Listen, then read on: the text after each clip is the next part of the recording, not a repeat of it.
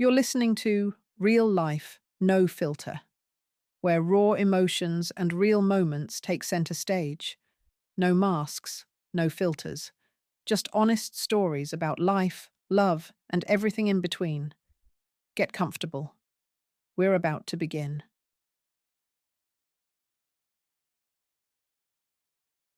Male friendship is a special bond, available only to those who have experienced its true value.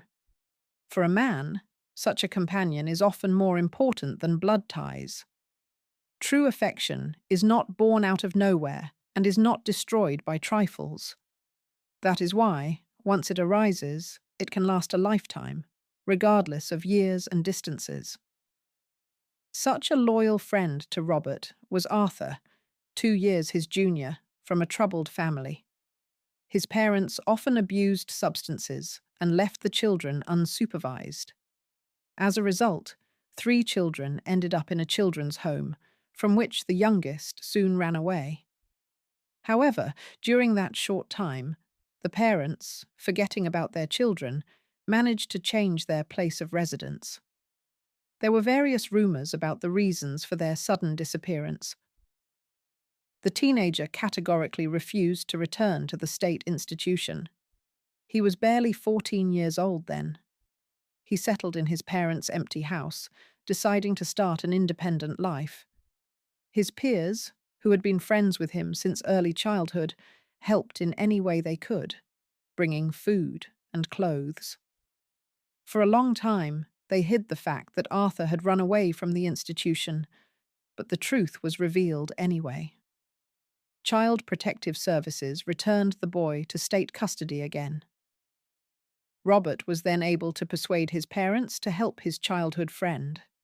His father, Mr. Miller, a former military man, found relatives willing to become the boy's guardian. Robert's mother, Mrs. Miller, a lawyer by profession, helped with all the necessary paperwork. Since then, the friends became even closer. People say about such friends that they are ready to go through fire and water for each other. Robert's parents, of course, were not thrilled about such a friend, but they did not voice their concerns to their son. One day, Robert owed his friend his life. They wandered to a body of water where the ice had already thawed, but still seemed strong. Robert, being taller and heavier, tried to avoid dangerous spots, but this did not save him. The large young man, in a heavy father's sheepskin coat and felt boots, instantly fell through the ice. Fortunately, he managed to surface and grab the edge. His clothes quickly got wet and began to pull him down.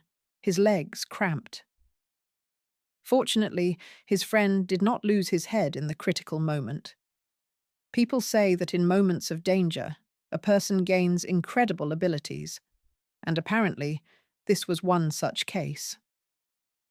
The thin, short friend grabbed Robert by the collar of his coat and pulled him up. Later, he himself could not explain how he managed to pull out his tall friend in soaked clothes. Fear multiplied his strength, and he not only pulled out Robert, but also dragged him several meters away from the ice hole. The 2 friends collapsed onto the snow, trying to catch their breath after the ordeal. When, after a few minutes, Arthur raised his head, he saw that Robert was crying, smearing snow and blood from a wound received during the fall across his face. "What's wrong with you? Did you break something?" he asked, trembling either from the cold or from resentment. "A wound? It's just a scratch," Robert croaked. "Don't whine, you're a kid. Did you finally get into Dad's felt boots? Dad's had them since the army, some kind of trophy. He'll kill me." "He'll kill you. Stop whining. He won't kill you," Arthur replied. "Let's go to my place now. You need to dry off. Otherwise he'll definitely kill both me and you. Your folks don't like me much as it is, and this way they'll forbid us from being friends altogether." "But how can I go with one felt boot?" At this moment, the 12-year-old Robert looked completely helpless. Arthur thought for a couple of minutes. then took off his shoes and gave them to his friend. He himself wrapped his foot in a scarf and put the wet felt boot on Robert. In the evening, having dried his clothes as much as possible, Robert returned home. Arthur's guardian, Mrs. Gable, guessed from the dirty footprints that the boys had gotten into trouble, but she didn't scold them. She had little interest in the boy, believing that this way he would become independent faster. Robert, however, came down with severe pneumonia, but never admitted what caused it. This was one of their many shared secrets. His parents never managed to get the truth out of him. About the missing felt boot, Arthur said it burned up on the stove when they were drying it and got distracted. The story was implausible, but Robert's parents had to believe it. The guardian only cared that the boy was clothed and shod. His moral character, upbringing, and studies concerned her little. Even the influence of good friends didn't help. The teenager stopped informing her of his whereabouts and started spending nights at friends' places. To all remarks, he replied, "You're not my mother." He committed his first theft at 15. Robert was intensely preparing to enter a military academy at this time. The second theft resulted in an attack on a guard, and Arthur, along with his so-called friends, was sent to a juvenile detention center. Although he himself did not participate in the attack, the others dragged him into it, and he considered refusing an act of cowardice. The friendship, which began in the sandbox and survived many trials, did not break, but shifted into a different channel, that of memories and rare letters. Robert continued to be interested in Arthur's life and tell him about his own. Despite the fact that some letters came from a military academy and others from a correctional colony, the boys still found common topics for communication. Perhaps this is the beauty of youth, the ability to overlook the insignificant and see only the good in people. Robert's parents were wary of his communication with a young man of questionable reputation, but had long given him the right to choose his own friends. He would later give the same freedom of choice to his own children, and he wouldn't regret it. A person either learns to take responsibility or shifts it onto others, blaming everyone around for their failures. After the academy, Robert entered a higher military institution, then began to advance rapidly in his career. He married, and twins were born into the family, a son and a daughter. Life flowed into a calm channel. News from his old friend came less and less often until they stopped altogether.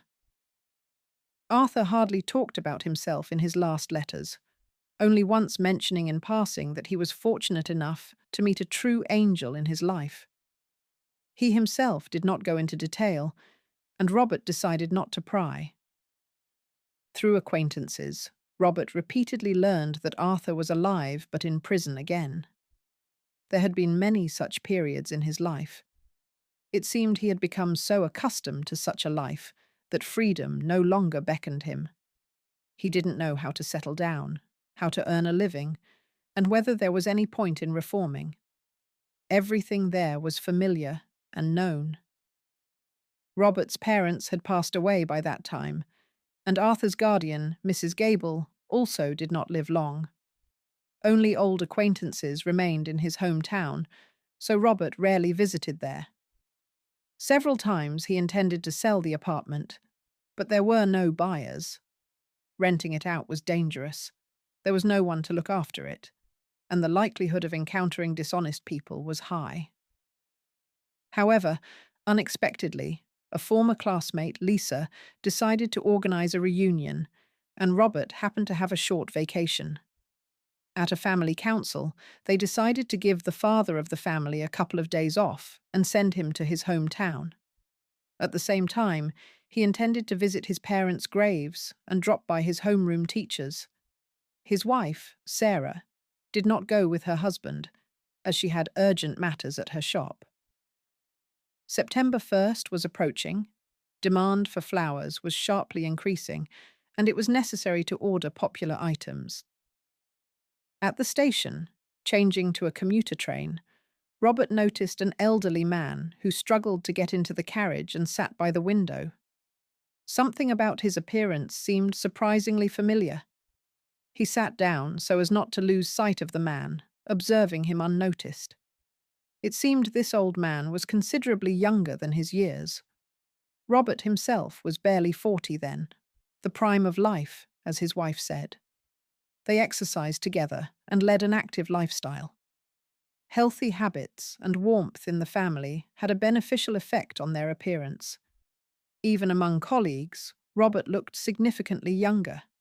Many military men, having reached heights, stopped taking care of themselves and gained weight. Robert was always an example of excellent physical fitness, easily completing forced marches.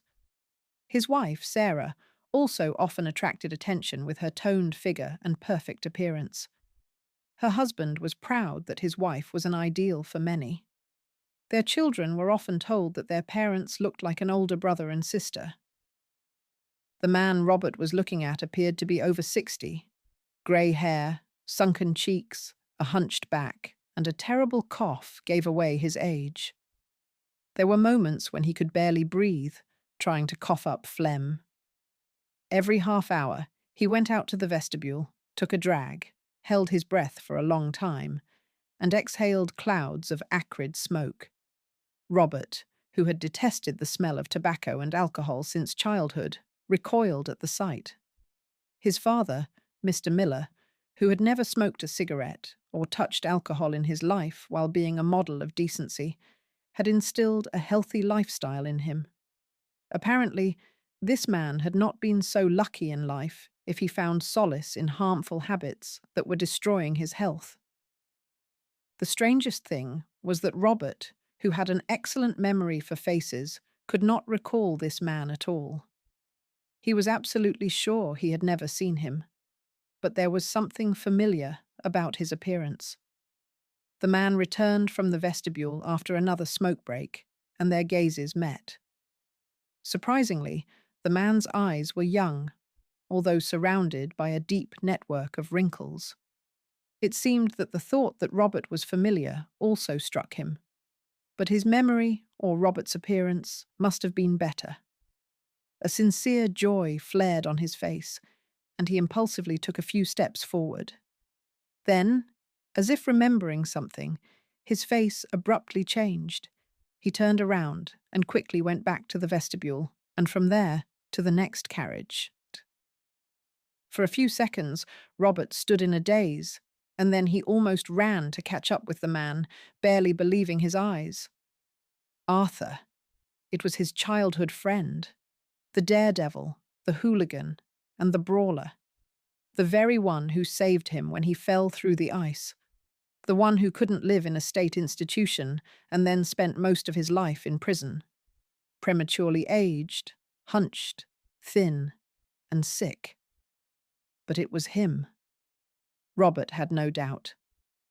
Despite the completely changed appearance, he recognized the look in his old friend's eyes. Direct, a little cheeky. Robert ran through the next two carriages, scanning the passengers as he went.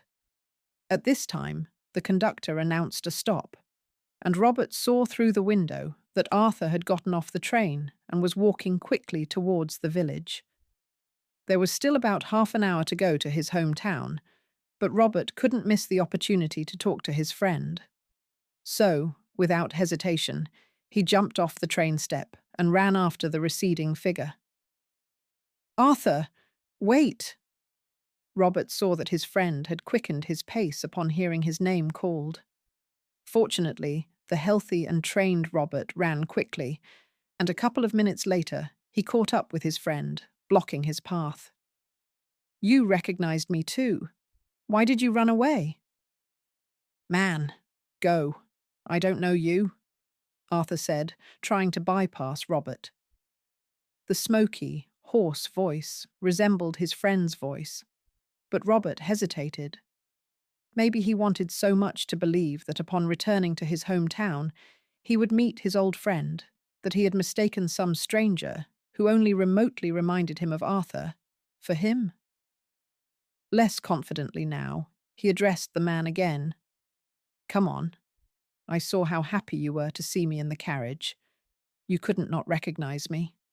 Are you offended that I didn't write? But it's not my fault I didn't know your address. I wrote as much as I could, and then I tried to find out where you were, how you were. I've lived in the same place for many years. Is that what you're offended about? Man, I'm not a woman to get offended. You've mistaken me for someone else. The man began to look around, as if afraid they would be overheard. Then he said more quietly, You shouldn't be seen near me. Go away. Why would you want trouble? Robert barely restrained himself from rushing to hug his old friend, despite his warnings. You old devil. But thank God. I thought you'd lost your mind. How are you? Pretend you didn't hear the questions. Keep looking around, the man said. Go to the station. The next commuter train is in an hour. You won't get home from here any other way. Are you going to your parents? No parents. They've been gone 5 years. It's a shame. They were good people. Who are you going to see? To them? To their grave. I just decided to get together with the class. I'll be home if anything. Come by tonight. I'll stop by. With these words, Arthur went on his way with a quick step, as his limp allowed, and Robert went back to the station. What had happened seemed like a dream, or an incredible coincidence. It was during his rare visit to his hometown that he was fortunate enough to see the person with whom fate had separated him many years ago. School years flashed through his memory, their friendship with this brave, desperate, and sometimes reckless young man. How many things Arthur came up with. How many times he got them into trouble because of him. How many times Robert brought home and fed his friend, who was as hungry as a wolf cub, and Arthur tried to take the best pieces for his little sisters. Well, Arthur's life wasn't easy in his youth, and it seemed to have knocked him around considerably since. He looked truly old. Robert remembered his 70-year-old father, Mr. Miller, shortly before his death. Arthur looked significantly older now. Waiting for the next commuter train, he rode to his hometown, and first thing, he went to the store. If his friend came by tonight, he needed to be properly welcomed, just like in childhood. He remembered the meeting with his former classmates, but decided it could wait. Arthur was more important to him. Besides, his behavior was alarming. Calling his former classmate Lisa, he warned her that he wouldn't be at the meeting. Unforeseen important matters had arisen. The woman was visibly upset. It seemed the entire meeting was organized specifically for him. Robert even remembered that she had shown him attention at school. She was a well-behaved girl who had matured early, and he was still naive then when it came to relationships with the opposite sex. Only a military career was on his mind. Although, when he met his wife, Sarah, he decided that she would someday become his wife. In the evening, there was a quiet knock at the door, and almost immediately the door opened, and Arthur entered. You still haven't learned to lock your doors, like your parents? He smiled, and for a moment he was like Robert remembered him. And they hadn't seen each other for almost a quarter of a century. Yes, that's my habit. My wife, Sarah, constantly scolds me. Less so now, she's gotten used to it. I've been married a long time. Tell me about yourself. I'll tell you.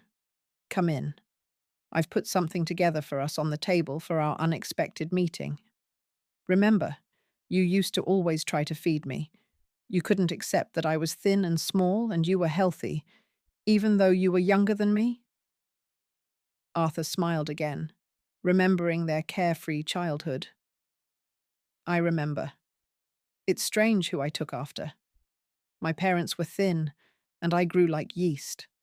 Only at the academy did I discipline myself, started eating less and dedicating more time to sports. By the time I got to the higher institution, I was already lean and fit. My children are thin too. Apparently, I took after the neighbor. Remember, there was an old fat man who lived in our building? If your parents could hear you, you always blurt things out without thinking.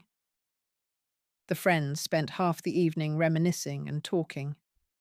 Robert noted that Arthur first pounced on the bottle, which Robert, who didn't drink himself, had taken symbolically. Under the influence of the drink, Arthur became more uninhibited, even a bit rough, although it was clear he was trying to control himself. At the start of the evening, he either avoided questions about his life or answered evasively. After drinking, he loosened up and he told a sad story. Listen to this. You have a wife, children, a career, and I have nothing to tell. Only how I changed prisons and committed crimes. The only thing I can be proud of is that I haven't harmed a single living creature. I haven't even touched animals with a finger. And thefts. Who among us hasn't committed them? Just not everyone got caught. And you know about my first sentences, as a minor, out of foolishness. It was hard in prison then, scary. I wanted to be free, with friends, for adventures, for fun. But that fun led me back behind bars.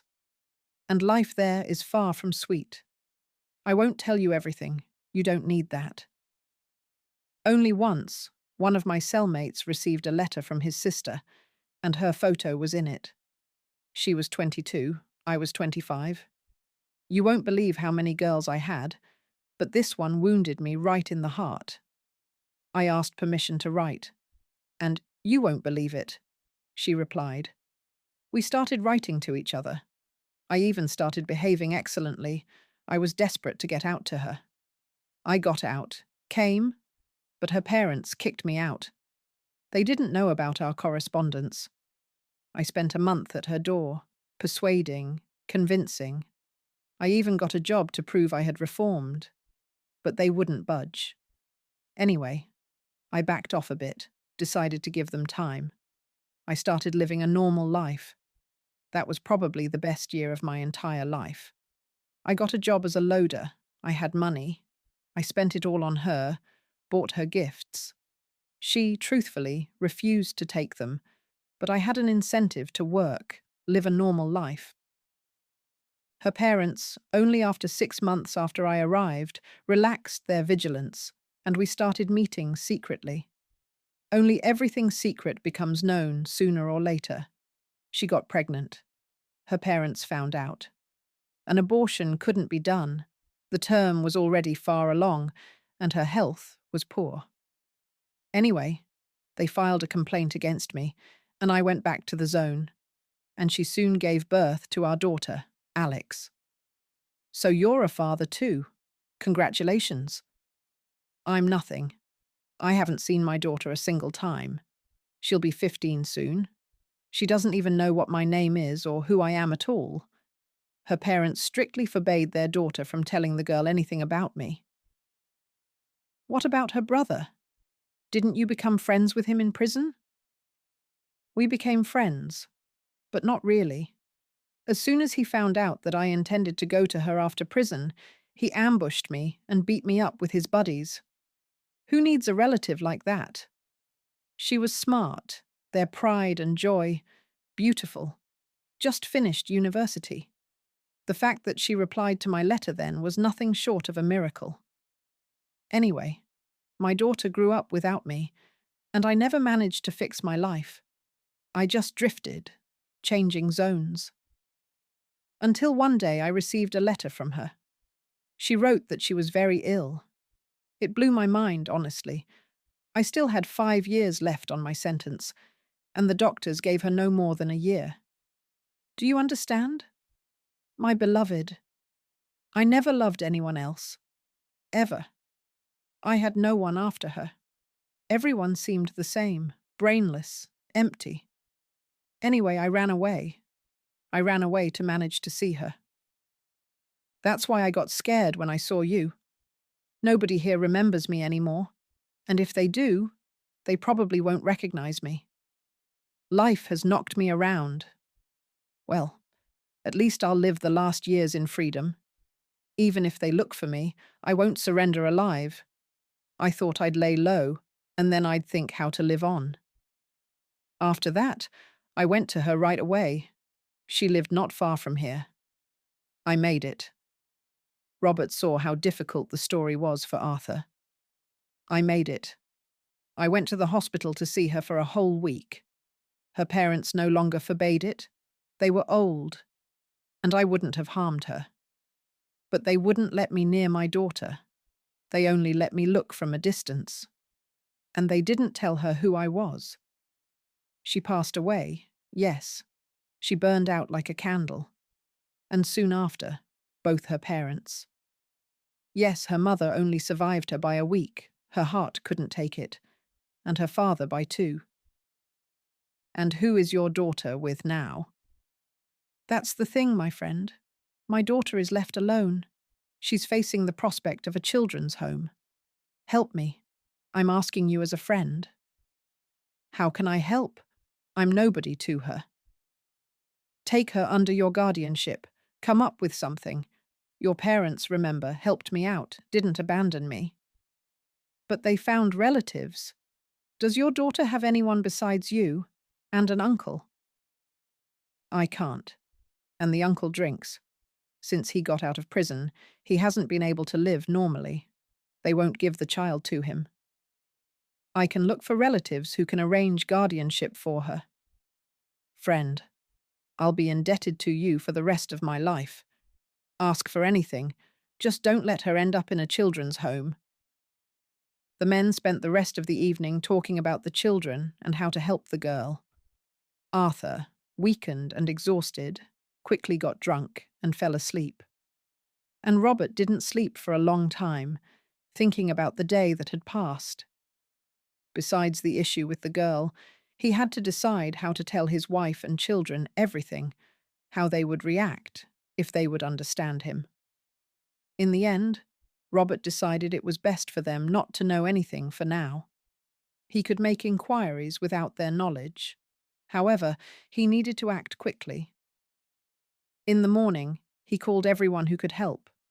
Different things were suggested, even taking the girl under his own guardianship. This option seemed the most reasonable to him. A 15-year-old girl is almost an adult.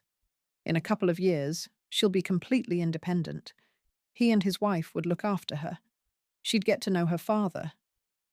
Anyway, Robert decided to proceed in this direction. He decided not to reveal his plans to Arthur for now. He promised to help, left him some money for the time being, and allowed him to stay in his parents' apartment. It had been empty for many years anyway. As for himself, it was time to go home. How was the meeting with your classmates? His wife, Sarah, met him as if he hadn't left for a couple of days, but for a year. Oh, it was fine. Everyone got older, put on weight, became uninteresting. There wasn't much to talk about with anyone. Robert lied. The feeling was disgusting. He didn't lie to his wife. It was better not to say anything, he thought. Why lie to the face of someone you love? Not with anyone at all? What about your friend you told me about? What was his name? No. Robert lied again. Sarah was surprised that her husband returned thoughtful, quiet, and taciturn. He often went out to the stairwell to talk on the phone, constantly receiving messages. He answered all questions monosyllabically. Like any woman, she decided that on this trip he had met some old love. Old feelings had flared up, and that's why he was suffering. The fact that he had left home more than 25 years ago and hardly ever returned there afterwards, she didn't want to think about. Finding the most obvious reason, in her opinion, she didn't consider other possibilities. And the guardianship matters concerning Arthur's daughter, Alex, were going well. Robert managed to arrange for a delay in sending her to a children's home, but he needed to come immediately to the guardianship department and bring the documents. He told his wife that he was being sent on a business trip. However, she found train tickets to the same city where he had recently gone for the alumni meeting. The puzzle pieces fit together, and Sarah was finally convinced. Her husband had someone else. And the next day, she saw him in the store. He was buying clothes, warm teenage clothes. Who could he be buying them for? Their daughter, Emily, had a much larger size. It turned out he not only had an old love somewhere, but a child too.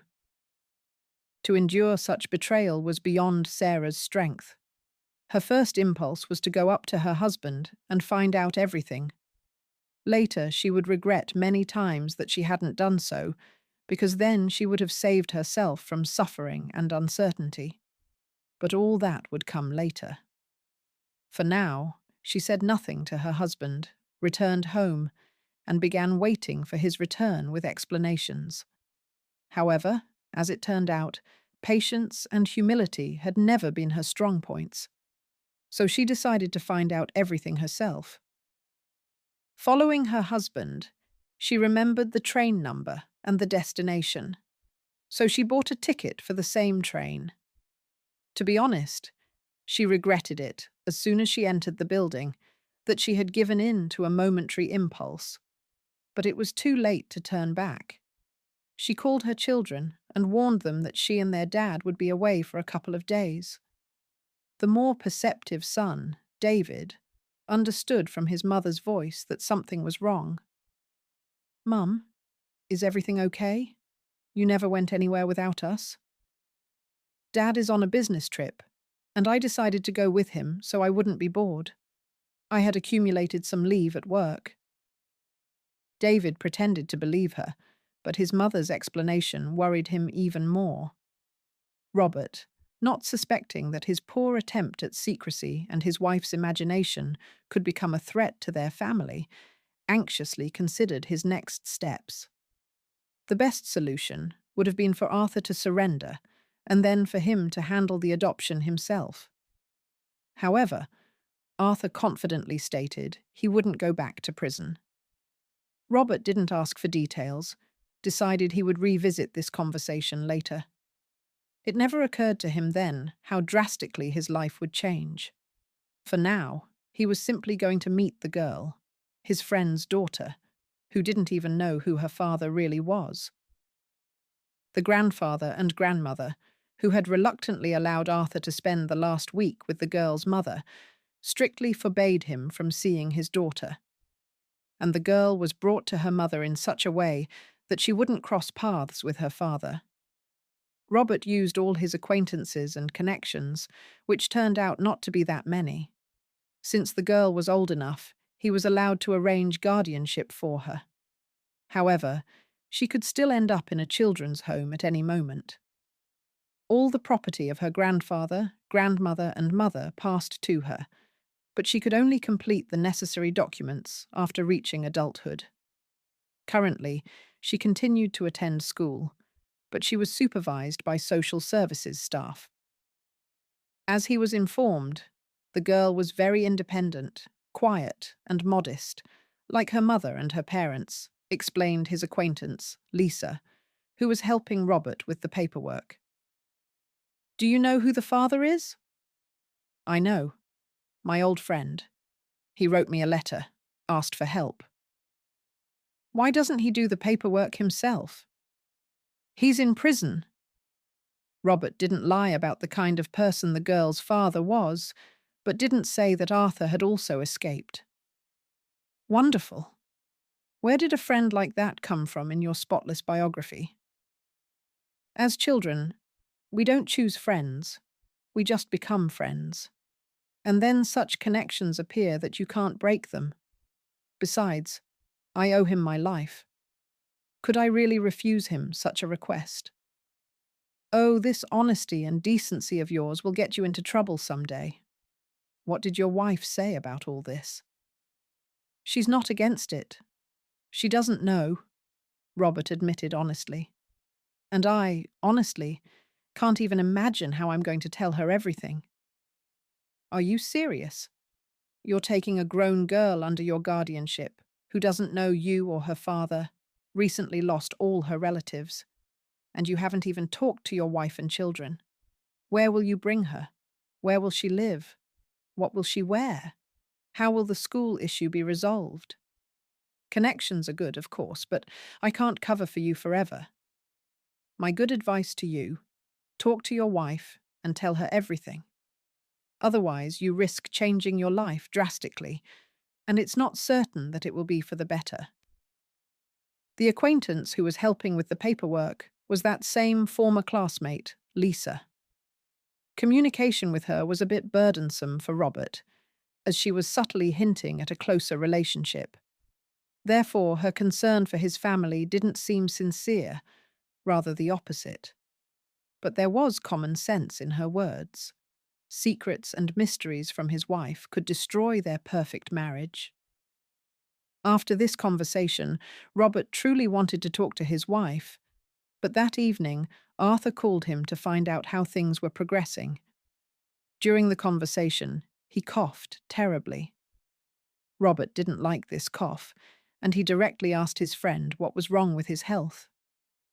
"Everything is bad, my friend. That's why I made a run for it. The doctor there only gave me a couple of months.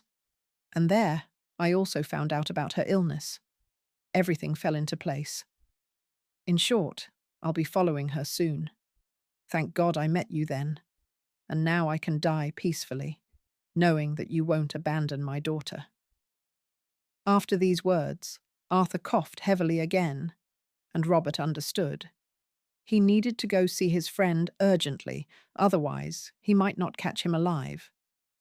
Arthur strictly forbade him from contacting doctors.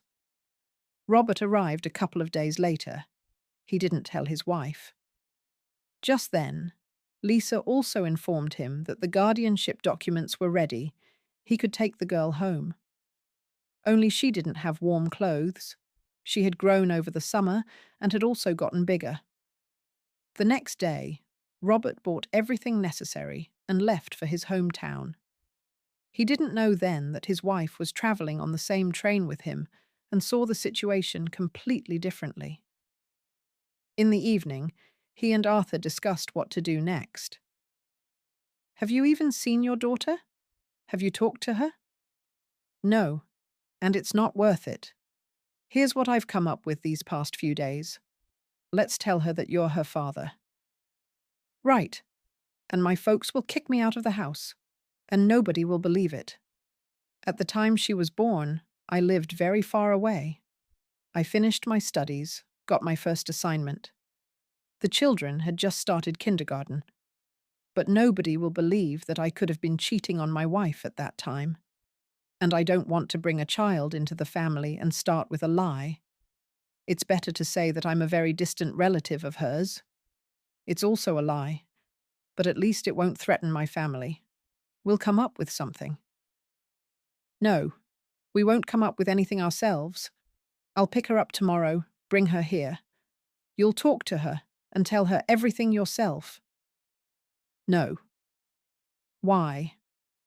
Robert sincerely didn't understand why his friend was so resistant. After all, he loved the girl's mother, and would have loved her too, but circumstances didn't allow it. "Just because. Look at yourself and at me. What kind of father would you yourself want? A handsome and fit officer or a sick, dying convict? You're silent? That's the point. And I don't want her to have a father like that. It wouldn't occur to me to be ashamed of my parents, because you got parents like that. And I was ashamed from childhood. Always drunk, dirty, they abandoned me and my sisters. Even though I lived with a guardian, I still went down the wrong path. And as for my sisters, there's nothing to say. They couldn't make a life for themselves." Robert didn't ask again what Arthur meant when talking about his sisters. He himself didn't remember them well. The girls were no more than 5 when they were taken to a children's home, and they never returned home again. Arthur visited them several times, but always returned looking grim. Life in a state institution was never easy, and even less so for 2 little girls. She had no father. I was told she is a quiet and modest girl. Tell her the truth. Don't hide it. It will be easier for you yourself." At that moment, there was a knock at the door, and both men jumped up as if on command. 2 hours earlier, Robert's wife, Sarah, following her husband, got off the train at the station. Since she didn't know where he was going, she decided not to lose sight of him. He switched to a commuter train. She settled in behind him, guessing that he was going to his hometown. She had never visited her in-laws, so she was afraid of getting lost in an unfamiliar city. It seemed her husband was so deeply engrossed in his own thoughts that he paid no attention to anything around him. A couple of times he almost noticed his wife, glancing over her with an indifferent look. He seemed to have faded in a few days, changing from cheerful and lively to thoughtful and gloomy. Seeing again how her husband entered the stairwell of one of the buildings and then the apartment on the second floor, Sarah decided to sit on a bench and think. She needed to calm down, gather her thoughts, and decide how to start the conversation and how to explain her presence. After sitting for about half an hour, she decided to go up to the apartment and talk to her husband. After all, sitting here, she wouldn't find out anything. If he was there with a woman, then so be it. They would divorce. Sarah loved her husband, but to share him with anyone else, she would never agree. Sarah never thought that walking a couple dozen steps would be such a difficult task for her. Her legs completely refused to obey, her hands became cold as ice, and her temples began to throb. Gathering her strength, she raised her hand and knocked. Muffled voices were heard in the apartment, which fell silent after her knock. "It's me!" Robert and Arthur stood up as if on command, exchanged silent glances, trying to understand who could be knocking at the apartment that had been empty for many years. "Are you expecting anyone?" Robert asked quietly. "Are you out of your mind? I didn't even tell anyone where I was going. I've been covering my tracks for several months, sometimes taking one direction, sometimes another. I traveled by commuter trains and buses so they wouldn't track me. In the end, I haven't shown my face outside that apartment. Maybe someone for you? That former classmate of yours who won't leave you alone? Or one of the neighbors?" "Well, probably. Although I haven't really talked to anyone and asked them to call before coming. You hide. I'll open it. If it's for me, I'll jump from the balcony." "Where are you going? You can hardly walk as it is. Sit still. Don't move."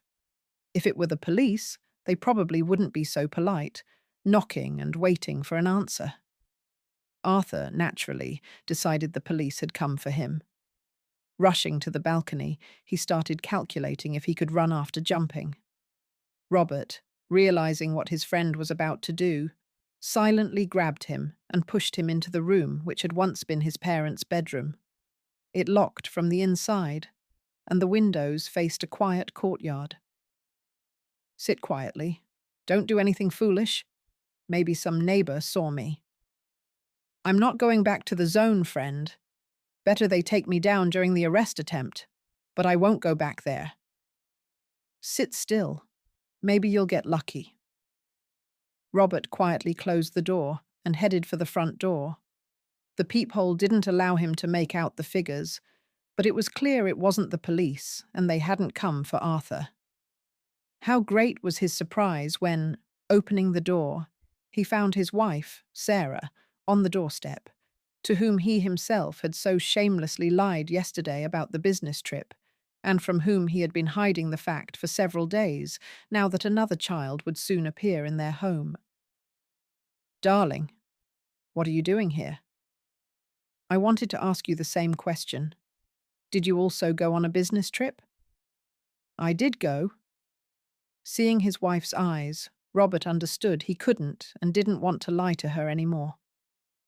"Come in. I'll tell you everything now, and then you decide." Letting his wife into the apartment and closing the door behind her, He went to the small room and knocked on the door of his parents' bedroom. "Come out. It's for me." "Yes, my childhood friend. I told you about him," Robert said, pointing at Arthur as he came out. It was noticeable that his friend's appearance surprised Sarah. "You said he was older than you, but I didn't think he was old enough to be your father." "Hello. I'm only 2 years older. Life has just knocked me around considerably." "Sit down. I'll tell you everything now. I'll just make you some tea. You're completely chilled." Only now did Sarah notice she was shivering and her hands still hadn't warmed up. Indeed, she hadn't expected to sit in light clothing for half an hour in the cold. Robert and Arthur spent the next hour taking turns telling her about the circumstances that had brought them together in this apartment today. Sarah listened and couldn't believe her ears. On the one hand, she was glad that her fears about a mistress were unfounded. On the other hand, she was surprised that her husband had made such an important decision without informing her. She also honestly spoke about her fears and thoughts. Now that the reason for her husband's mysterious behavior was known, Sarah felt embarrassed about her doubts. "So, darling, we now have to make an important decision to take another child into our family." "You've already made that decision. We have to decide how to tell the girl who we are and who her biological father is. By the way, you haven't called her by name even once." "And I didn't know," Arthur said. "I was forbidden even to mention her so as not to upset her mother. And because of the medication, she hardly spoke and barely recognized me." "I know. I was given all her information. I just wanted to introduce her to you tomorrow." "Well, the girl's name is Alex." In Arthur's eyes, the whole range of emotions was reflected. Robert hadn't seen men cry for a long time. Stern military men, his friends and colleagues, didn't allow themselves such weakness. His father also considered tears a disgrace. Arthur looked at his friend with eyes full of tears and couldn't hold them back. His beloved, his only beloved, had given their daughter his name. Arthur couldn't control his emotions for a long time. Sarah even had to look for a sedative pill, under the effect of which he quickly fell asleep. As for her and her husband, they had a long and serious conversation ahead of them. Sarah didn't want to dwell on the circumstances or have scandals. She understood her husband couldn't have acted differently, but his secrecy hurt her. He had been silent for so many days, deciding something, coming up with things, although he had never before kept secrets from his wife. The only exception was his work. His wife knew nothing about it. Otherwise, they had no secrets from each other. Over their many years of marriage, they had managed to maintain a wonderful relationship. They met when he was a cadet at the academy. Handsome, tall, athletic, he was liked by many, but he chose her. She attended the neighboring school. Girls from her class often went to the disco hoping to meet handsome cadets. But military boys didn't interest her, and she didn't consider herself old enough for dates. Robert noticed her when she was strolling along the embankment with her friends. He singled her out then for her modest appearance.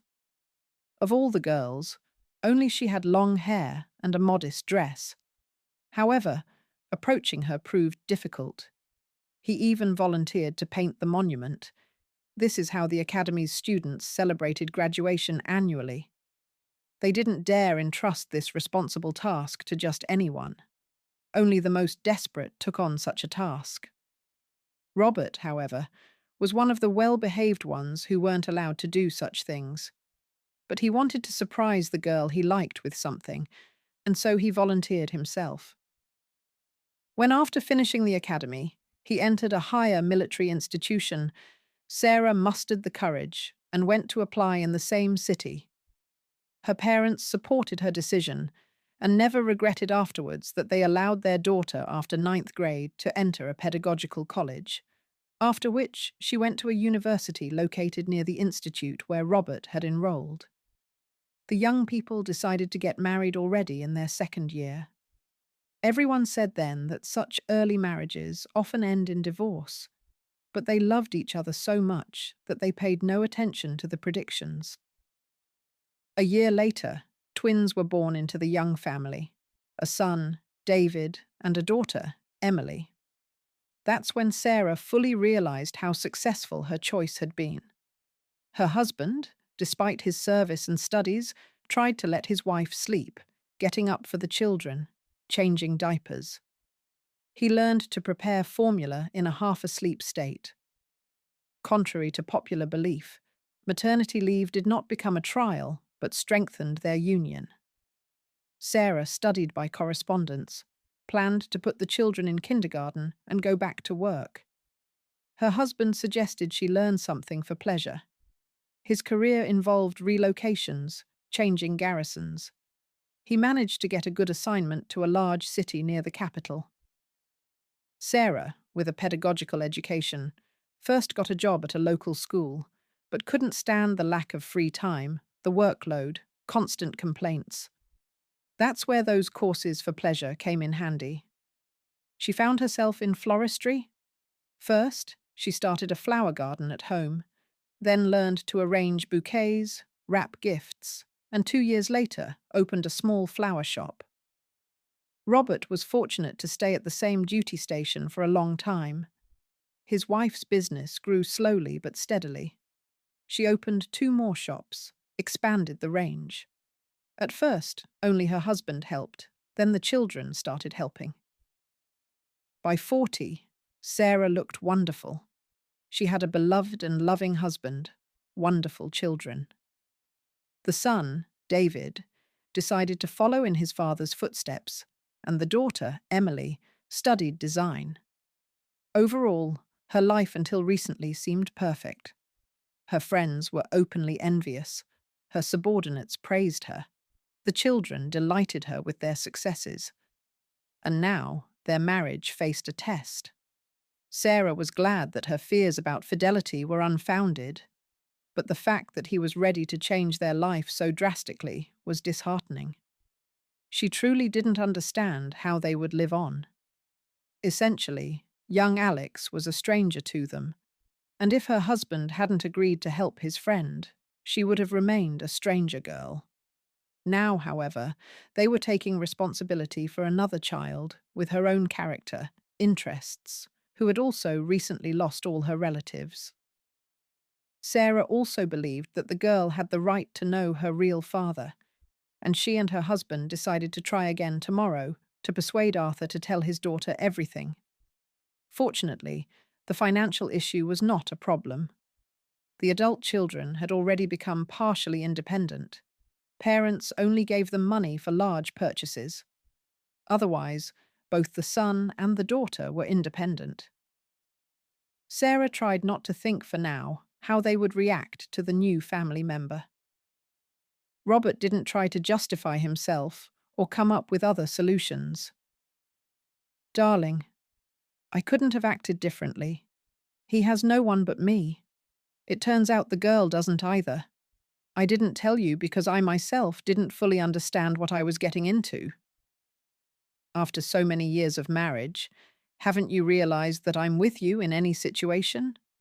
But now it's not just about us. It's about the girl who doesn't know us at all. It's about our children who will now have to accept and love a completely unfamiliar girl. Not to mention the fact that Alex might be against moving. She's an adult. She makes such a decision herself.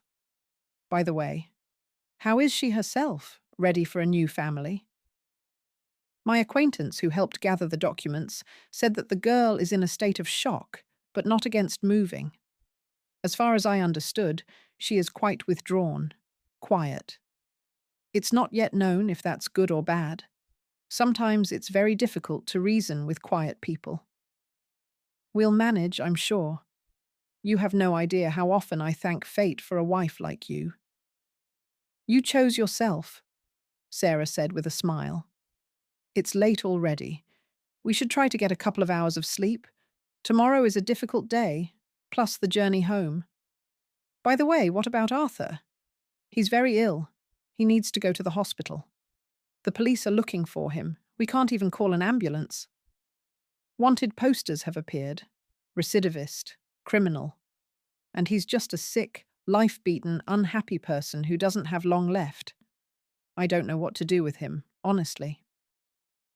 I'm not a small child to worry about me.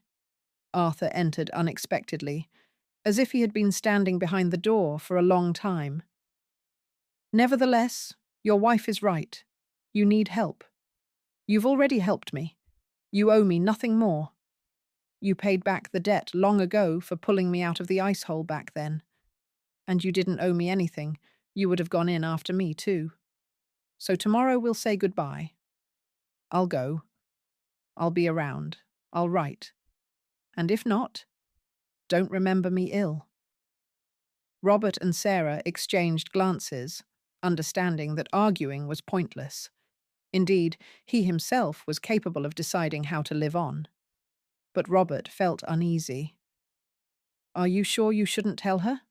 After all, you could tell her without mentioning prison. Say that you're very ill. That's why you can't pick her up yourself. No, I don't want to. And lie. It's better not to say anything at all. It was clear the man was hesitating. However, Robert didn't press him. The decision was his. The next morning, leaving Arthur in the apartment, Robert and Sarah went to get the girl from the children's home. She had been there for several days while the documents were being processed, and the guardianship staff couldn't leave her alone any longer. While they were dealing with the bureaucracy, a short, thin girl entered the room.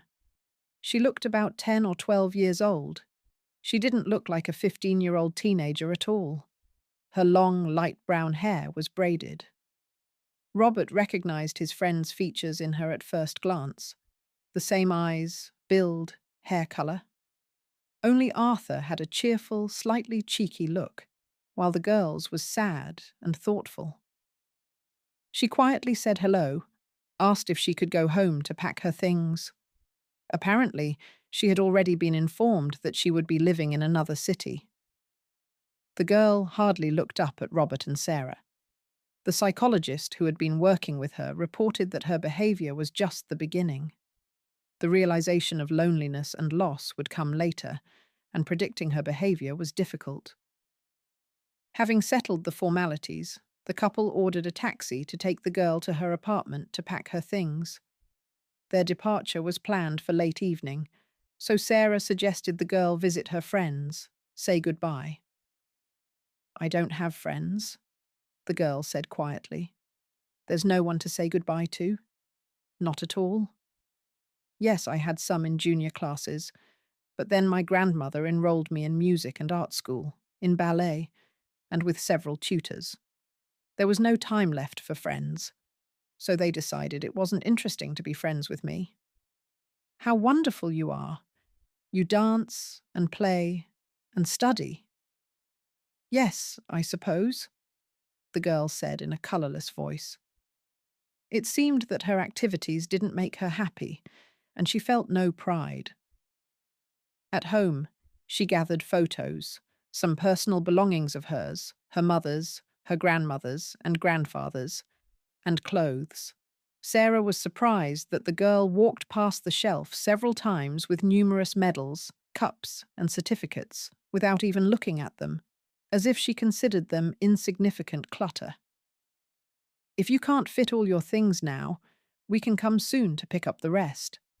I know the way now. I can take you. It's not necessary. I'll try to take everything most necessary. The girl paused for a moment and added, I've never been called anything else other than Alex. If you like it, I'll call you that too. Didn't you like it when I called you Sashenka? I don't know. It feels strange somehow. Do you have children? The girl showed interest for the first time in those who were to become her family. Yes, we have an adult son and daughter, twins. They are 20 years old now. The son, David, will be a military man, like his father and grandfather. And the daughter, Emily, chose a fashionable field, design. She loved to draw very much, just like you. She went to art school. She had talent from an early age. I didn't have talent. We had my grandfather's ambition to burden me like a workhorse. I never liked drawing or dancing. I'm not a fan of showing myself in public at all. I'd rather sit quietly in a corner so no one bothers me. I always asked my mother to have a little brother or sister for me. How wonderful it must be to have a brother or sister, especially from birth. You're born with a best friend right away. But I wouldn't say they were best friends from birth, Sarah laughed. Rather, they were born with a partner for mischief and a partner for fights. That's what I meant. I always wanted a big family. But Mom was her parents' only daughter, and I'm her only one too. Do you know anything about your father? Sarah asked carefully. Yes, a little. Truthfully, Mom secretly told me, away from my grandfather and grandmother, that he was a good person. He just got into bad circumstances. He loved her, and she believed that her whole life, and said that he loved me too, despite the fact that he couldn't see me. Did she tell you anything else? Only that his name is also Alex. Would you like to meet him? Of course. To be honest, I hoped that your husband was my father until I learned his name. At that moment, Robert entered the room. Seeing him, the girl returned to packing her things. We'll leave you. We won't bother you. Get ready, Sarah said to the girl, and herself took her husband by the arm and led him to the kitchen, quietly closing the door behind them.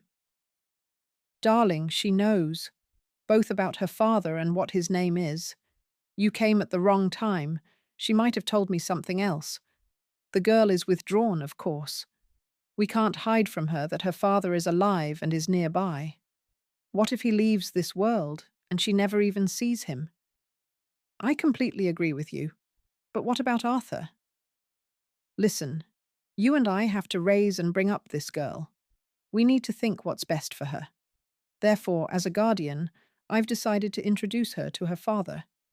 But since my general has decided, how can I argue? Robert smiled, hugging his wife. An hour later, they were already climbing the stairs to Robert's parents' apartment. A taxi was waiting by the entrance with several suitcases which Sarah had helped pack. She packed everything that could help the girl adapt. The girl didn't ask why they had stopped here. It seemed she was under the effect of sedatives. As the psychologist explained, her psyche had shut itself off from the outside world to cope with the loss more easily. Opening and bringing her out would take a long time and require care. Approaching the door, Robert opened it and asked his wife and the girl to come in a little later when he called them. Closing the door behind him, he was surprised by the silence in the apartment. Walking through the kitchen and into the room, he found that Arthur was sleeping, lying facing the wall. "Why are you lying down in the daytime?" Robert said quietly and gently touched his friend's shoulder. He didn't respond, so Robert tried to turn him over onto his back. However, he managed to do it with difficulty. His friend seemed to have curled into a tight ball. At this moment, Robert understood what was wrong. Taking Arthur's hand, he tried to feel for a pulse without much hope. But by how cold the hand was, it was clear. His friend had passed away quietly in his sleep. Most likely, several hours ago, he had already become stiff. He couldn't let his wife and the girl see that, so he quickly went out to them on the landing. From her husband's look, Sarah understood something bad had happened. Meeting her eyes, Robert shook his head, explaining everything without words. "Alex, I already told you. This is Robert's parents' apartment. He came in to pick up some documents. Go down to the car. I'll catch up with you in a moment." Even a young child would hardly believe such a ridiculous explanation, but Sarah was incapable of anything more. When the girl slammed the entrance door, she turned to her husband. "Will I go with her alone? Will you stay for the funeral? Probably. That's what I'll have to do. I don't even know what to do about the fact that he was wanted. God forbid they'll imprison me for harboring him. Say that you came to check the apartment and found him. I don't know what else to say. Try to say less, darling. He left this morning. Robert felt a lump rising in his throat. His loved ones were leaving, and he couldn't do anything. Perhaps, in everyone's life, there comes a moment when a series of losses begins, which it's impossible to get used to. Hold on. You need to compose yourself now. Then you can give way to your feelings. We're going to the station. Call when you can. Having gone downstairs, she found that the girl was standing by the car. Can I ask something? Of course, my dear. Anything. Promise not to lie to me. I promise, Sarah blurted out before she could think. Why did we come here? Only honestly. Sarah understood she couldn't come up with any more lies. Your biological father lived in this apartment for the last few days. He lived until this morning. He passed away. Please accept my condolences. We wanted to introduce you, but we didn't have time. For a few minutes, the girl was confused. Finally, composing herself, she said, I want to see him. I won't be scared. I need to see him at least once, remember him. Sweetheart, is it worth it? He's gone now. Are your parents alive? Mum, yes, Dad has been gone for a long time. Did you see him before he died? Of course. And I want to see him at least once. Okay, let's go to the apartment. They entered quietly. Robert, at this time, was already calling the ambulance and the police. He froze with the receiver, looked at his wife questioningly. It has to be this way, Sarah said to him, taking the girl by the hand. Where is he? In the room. Not for long. The police will be here soon. You shouldn't be seen. I'll be quick. Don't worry. I'll just look. However, the girl's courage was only enough to cautiously step over the threshold and see the figure on the bed. Crying out, she turned to Sarah and buried her face in her shoulder. Sarah hugged the crying girl and quietly led her out of the room. Then she gently led her to the car and helped her in. They drove to the station in silence. The girl stopped crying, but occasionally wiped away tears with the edge of her collar. Boarding the train didn't take long. Sarah was glad that it was already late evening outside. Alex lay down in her seat and soon fell asleep. But Sarah couldn't sleep. Besides the heavy thoughts about their future, worry for her husband was added. He had to not only organize the funeral, but also try to prove his lack of involvement in finding the escaped convict. In the morning, the train arrived in the city which had become home to Sarah. They had lived here for a long time. Their children had grown up here. There was a lot of time left until the holidays, during which she had to inform her children about the new family member. Alex woke up early, but didn't wake Sarah, just lay there looking out the window. Finally, she said, Sarah, do we still have a long way to go? No, less than half an hour. Sarah, why did you take me? Who am I to you? Your father and my husband were friends since childhood. He asked him to look after you, and my husband couldn't think of anything else but to take you under guardianship. After 18, you'll be completely independent, and you can decide for yourself how to live. Sarah wanted to convey the meaning in her words, that the girl would be able to make important decisions, but Alex interpreted them in her own way. So, you only have to tolerate me for 3 years, and that's it? I can just roll away. Roll away, dear. You didn't understand. I only meant that you will become independent, self-reliant, and we will always try to support you. You can count on us, but you can live however you want. But until then, will you just tolerate me and then kick me out the door? As far as I understand, you're not at all thrilled about the idea of taking in just anyone, born of just anyone. I saw my father. Mom said that he was only 3 years older. And that old man whom I saw yesterday, who is he? My real father, or an old man who miraculously ended up in your husband's apartment? What about him? Was he homeless? Was he in prison? What? Sarah was struck by the change that had occurred in the girl overnight. Quiet and taciturn just yesterday, today she became quite sharp, rude. Alex, I'm not sure that I'm the one who should tell you all this. Just a couple of days ago, I, just like you, knew nothing either about your father or about you. I actually thought my husband had a mistress, and then I saw him buying clothes for you and decided that you were his daughter. I bought a ticket and followed him, and there I met him and your father, and they explained everything to me. I'll be honest, I was shocked, but I understand my husband. He couldn't have acted otherwise. And that means we all have to accept this and learn to live together. To conflict or learn to cooperate, that's your decision. You are an adult.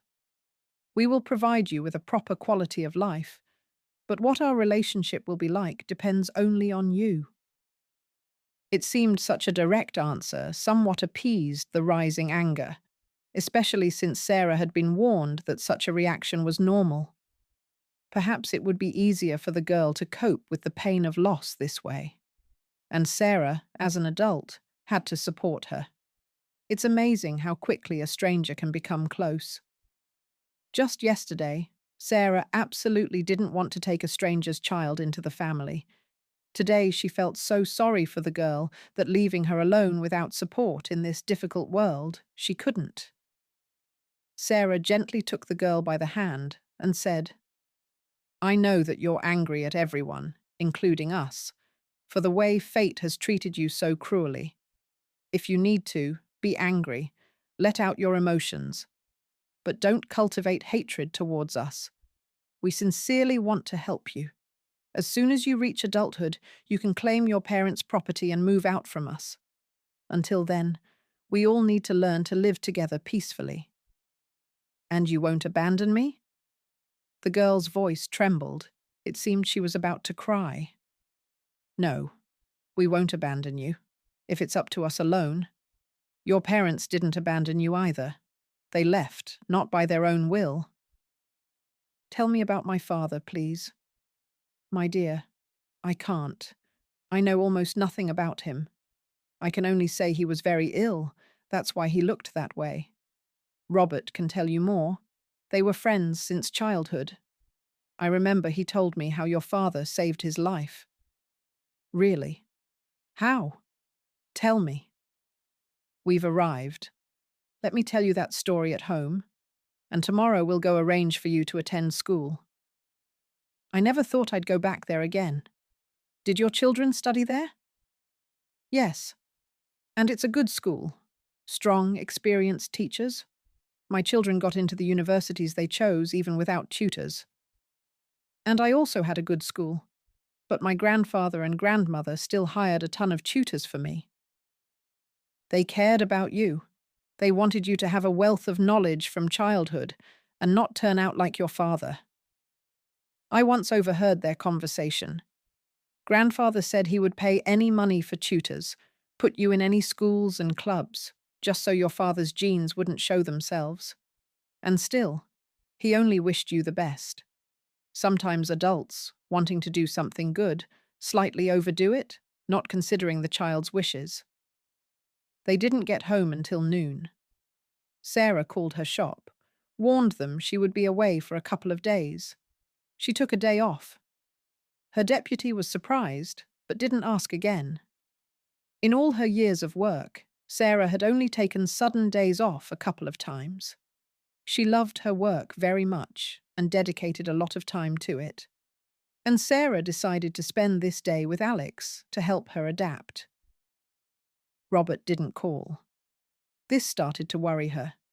She was afraid to call herself, afraid of hearing something bad. In the evening, she decided to call her children and inform them about the new family member. She called her son, David, first. For some reason, it was always easier for her to talk to men. David's first reaction was unexpected. "Mum, are you sure this is a good idea? A grown girl with such psychological trauma. What could come of this? You and Dad were never known for harshness or strictness in parenting. The fact that my sister and I grew up this way is only because of your example. But we grew up with you, and this girl didn't grow up with you. She was raised strictly. What will happen when she feels that you won't be so strict? 15 is the most difficult age, even when everything is calm, and she lost her whole family." David voiced all her hidden fears. She herself understood what he was talking about. She understood and was afraid. So she decided to be a little stricter with Alex at first, so she wouldn't take advantage. Her daughter, Emily, supported her brother's concerns. She was the more assertive one in their pair, even sometimes defending her brother. But here she completely agreed. The girl needs to be gradually accustomed to freedom, otherwise she will harm herself. Sarah was surprised that the children didn't oppose their parents' decision, didn't ask unnecessary questions. Apparently, they were used to their parents making well-considered decisions. Besides, Mom said that it was Dad's decision, which meant arguing was useless. In the evening, Robert called. From his voice, it was clear he was very tired. After they left, he waited for the ambulance, and the police reported that he had found an unknown man in the apartment. The death was natural. The deceased didn't arouse particular interest from the police.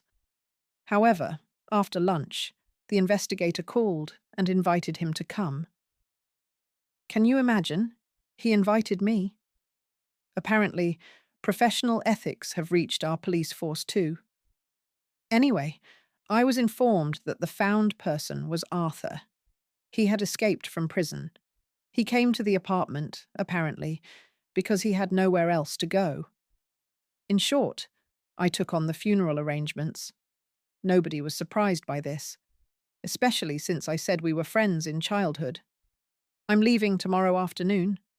The police have no questions for me. There's no reason for an investigation or cause for creating problems for me. Thank God. I was so worried. How are things with you? My son called me, shared his concerns. I called both. They readily accepted our decision, but both said to be a bit stricter with the girl at first. I agree with them, although it's not our method. However, Sarah couldn't follow the advice.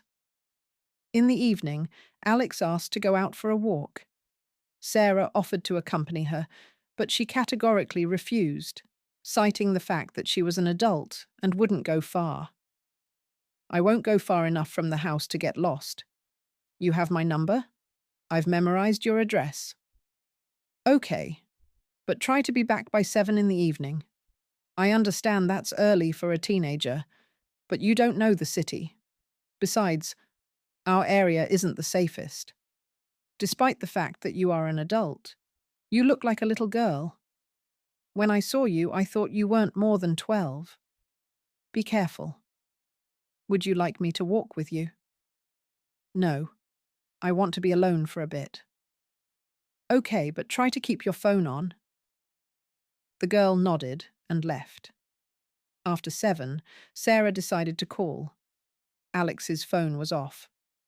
After half an hour of fruitless calls, Sarah went to look. It was getting dark outside. Few passers-by were hurrying home. Going around the building, squares, courtyards, Sarah called her husband. He was just about to board the train. Darling, what happened? Alex is missing. She asked to go for a walk. We agreed she'd be back by 7. Her phone would be on. It's 8:30. The phone is off. Should I go to the police? They won't take your report. I think this is her way of testing boundaries. This is what we talked about. We can't let her manipulate us too, otherwise we won't manage. I'll come in the morning, and we'll find her together if she doesn't come back sooner. However, even in the morning after Robert arrived, there was no news from Alex.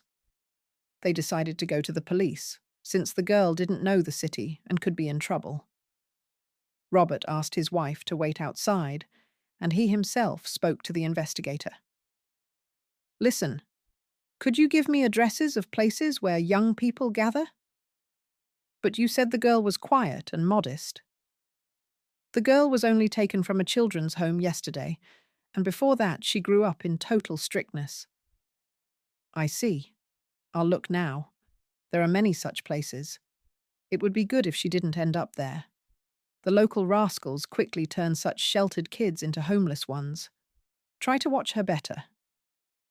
Having received the printout of addresses, Robert and Sarah decided to start looking for Alex themselves. After driving to several addresses, they realized how lucky they were with their own children. They had never once made them worry so much.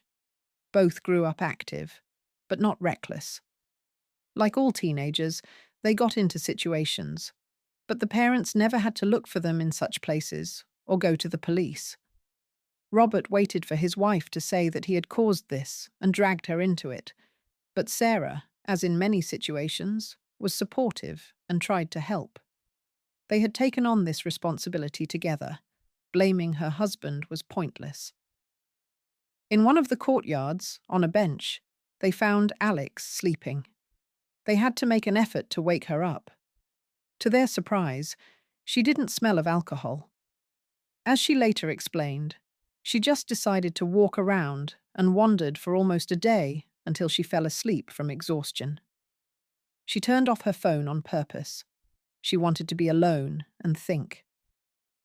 Didn't you think that we would worry? I did. I won't apologize.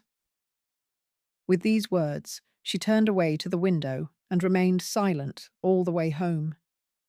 At home, Robert decided to talk to her himself. Alex, Sarah said that you asked about your father. Well, listen. I have never seen a more honest and fair person, ready to go through fire and water for a friend.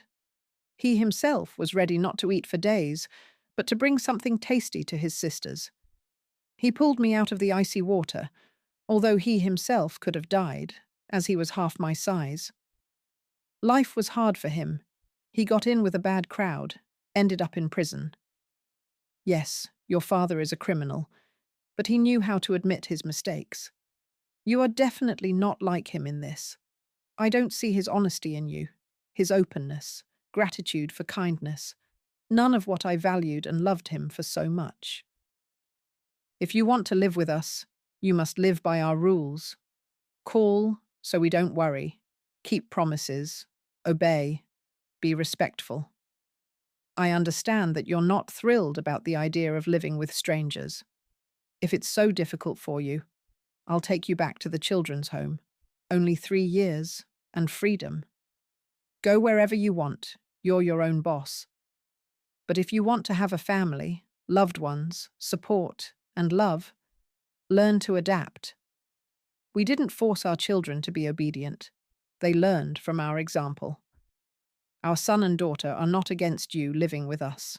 My wife and I are ready to give you our attention, care. But if you leave whenever you feel like it, don't answer calls, don't apologize afterwards, don't unpack your things, we're going back. I'll give you an hour. Think about it. I'm not rushing you. I'm not persuading you.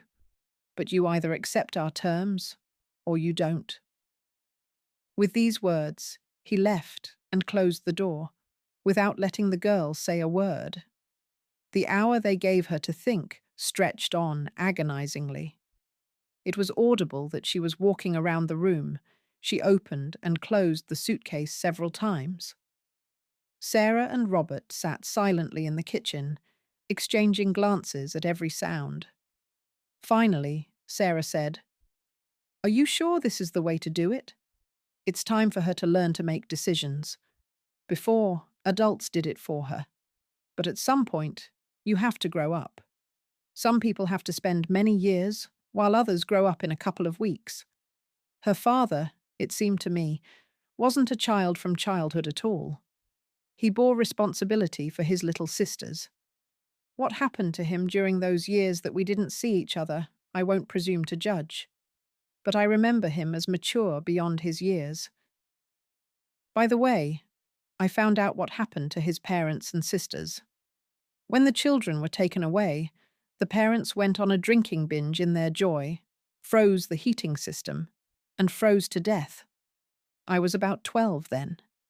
The adults didn't tell us, and they didn't tell Arthur the truth when he ran away. They lied that the parents had moved. And the sisters? And the sisters repeated their parents' fate. After the children's home, they found partners like themselves. Arthur mentioned in passing that their lives hadn't worked out. In short, both are alive but lead a lifestyle, to put it mildly, dishonest. Both have children in children's homes. So Alex has at least 3 cousins. How did you find that out? The neighbor told me. She recognized me when I was explaining to the police how Arthur could have ended up in the apartment. A cunning old woman, by the way. She immediately understood that I was lying to them. She saw how I came with him and how I carried groceries, but she didn't report him. So she told me everything. By the way, they live not far from here. We'll see what Alex decides. Maybe we'll tell her about her relatives. Don't. I heard everything. It turned out Alex had been standing behind the door for a long time. I don't want to live like my father's family. I'm ready to follow all your conditions, especially since yours are milder than my grandfather's were. Only Mum used to spoil me. Forgive me, I don't know myself what came over me. You owe me nothing at all and could have left me in the children's home. 5 years passed. Alex graduated from school with honours and entered a pedagogical institute in the Faculty of Sociology and Social Work. She wanted to help children like her father was, protect them from the circumstances they ended up in, give them a chance to become normal people. She kept her promise given to Robert and Sarah. There wasn't a single problem with her. She studied, tried hard, obeyed, didn't argue. Gradually, she became family to them. The older children also welcomed the girl warmly. The daughter, Emily, became friends with her younger sister, helped choose outfits. The girls went on vacation together several times. The son, David, didn't accept the girl for a long time, was wary, expecting a trick. However, gradually he also thawed. The fact that he got married during his studies and had a son contributed greatly to this. "You've become a softie," his sister often told him, teasing her brother, who could talk for hours about what his child could do. "You just haven't been in my shoes. When you have your own, you'll also become the same softie, I assure you." "Oh no, I don't want to be stuck with diapers and bottles from a young age. My career and travel come first. But if I want a small child to smear porridge on me, I'll gladly use my nephew." In reality, the girl adored the little one. She spared no money for his whims nor time. Over all the years, Robert and Sarah never once regretted taking Alex into the family. After the children finished school and moved out, the house seemed empty and quiet. Even despite her beloved work, the need to care for someone was keenly felt. By the time Alex finished school and moved out, a grandson had appeared in David's family, whom the happy grandfather and grandmother often took in, giving the young parents a break. They remembered how difficult it was for them without help with twins during their student years. Alex couldn't find the strength for several years to get to know her relatives on her father's side. Both of his sisters showed no interest in her, but their children were happy that besides their parents, they had normal relatives. Alex tried to visit them, give gifts, tell them about herself. She often remembered her first day in their family. Then she was given a choice: a peaceful life in a family with trust, respect, consideration of interests, love, understanding, or a children's home. In the couple of weeks she spent there, she understood that she had to leave there, not return. She chose the family and never regretted it. Despite the fact that she grew up in a family with a different way of life, she was able to adopt the values that Robert and Sarah instilled in their children.